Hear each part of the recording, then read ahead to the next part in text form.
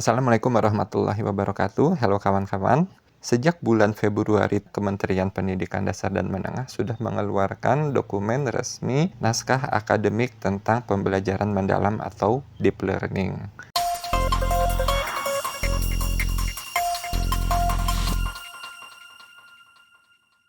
Banyak sekali di antara pendidik, mulai dari jenjang PAUD, pendidikan dasar, menengah, sampai jenjang universitas bertanya-tanya, apa nih kebijakan terbaru yang dikeluarkan oleh Menteri baru, Bapak Abdul Muti. Ini tentu sangat ditunggu-tunggu karena apapun kebijakan yang dikeluarkan oleh pemerintah baru itu selalu berdampak luas. Di era informasi yang serba cepat ini, orang-orang mulai banyak mencari tentang apa itu deep learning. Dikeluarkan istilahnya itu oleh Bapak Menteri ketika beliau berdiskusi di sebuah tempat secara informal.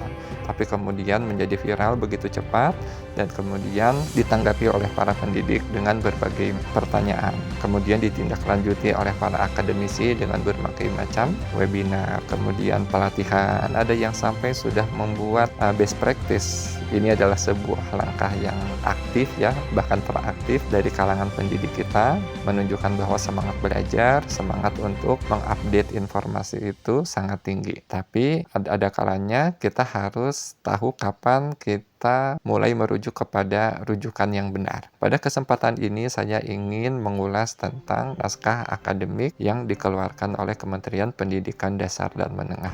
Karena sebelum naskah ini muncul, banyak sekali orang yang membahas tentang deep learning melalui berbagai seminar atau webinar, dan itu kemudian disosialisasikan dan banyak diikuti oleh para guru, sehingga banyak sekali pendapat yang bersaliweran. Di era informasi ini memang mudah kita mendapatkan informasi, tapi apakah valid, apakah benar informasi yang beredar itu, meskipun disampaikan oleh orang-orang yang memiliki kepakaran. Pada kesempatan ini saya ingin mari kita membahas tentang deep learning atau pembelajaran mendalam ini dari rujukannya langsung. Rujukan ini artinya maksud saya adalah dalam konteks kebijakan Kementerian Pendidikan Dasar dan Menengah. Bukan dalam konteks rujukan dari segi akademik ya, tapi kita sebagai guru, karena guru akan menjadi kepanjangan tangan pemerintah untuk mendidik masyarakat, mari kita menggunakan rujukan yang memang dikeluarkan oleh pemerintah. Dalam hal ini adalah Kementerian Pendidikan Dasar dan Menengah.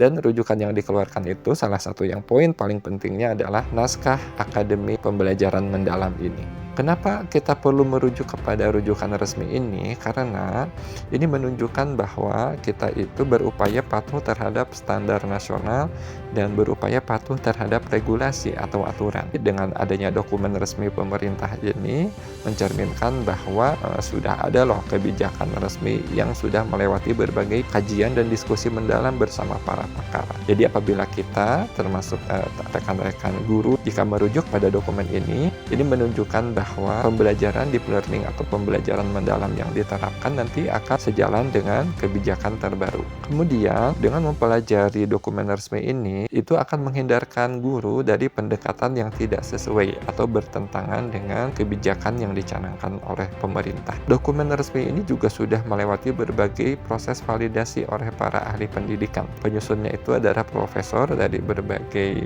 universitas yang memiliki kepakaran yang relevan. Jadi insya Allah dokumen ini sangat terpercaya daripada kita mengikuti tren-tren yang barangkali tidak salah, tapi kita perlu mengikuti prioritas mana yang perlu diikuti. Kemudian dengan merujuk ke dokumen resmi, guru juga tidak perlu meraba-raba lagi mana nih informasi yang benar, mana nih informasi yang valid.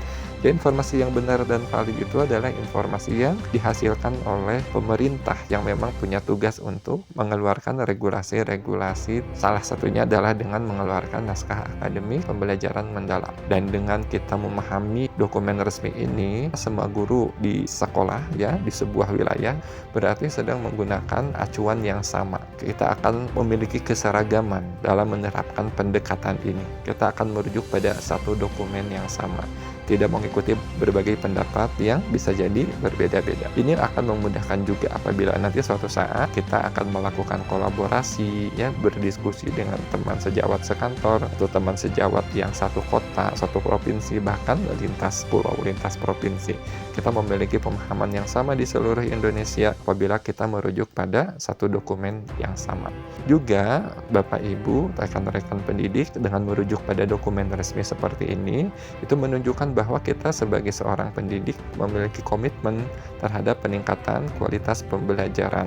Ini menunjukkan bahwa kita terbiasa mencari dan menggunakan referensi yang kredibel, yang memiliki landasan kuat saat diskusi, saat pengembangan bahan ajar, saat melakukan pembelajaran dan asesmen, dan seterusnya. Itu beberapa alasan kenapa kita perlu merujuk kepada dokumen resmi yang dikeluarkan oleh pemerintah. Apabila kita sudah paham nih rujukan ini, kita boleh mengembangkan dan menerapkan hal-hal lain yang bisa jadi relevan yang belum termuat di dalam dokumen resmi ini, sehingga kita bisa mengembangkan pembelajaran kita. Tapi sebagai saran awal, kita harus terbiasa untuk merujuk terlebih dahulu kepada dokumen resmi. Terima kasih, klik like, share, dan subscribe jika Anda menyukai video ini.